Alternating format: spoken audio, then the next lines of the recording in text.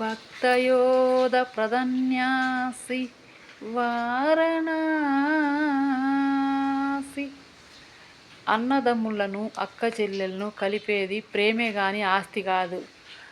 హరిశ్చంద్ర కథ. భక్తయోధ ప్రధన్యాసి వారణాసి వారణాసి. అటులను ఇటులను ఎటులను కాని ఆస్తి ఉంటేనే కాదు ప్రేమ, ప్రేమ ఉంటేనే ప్రేమ.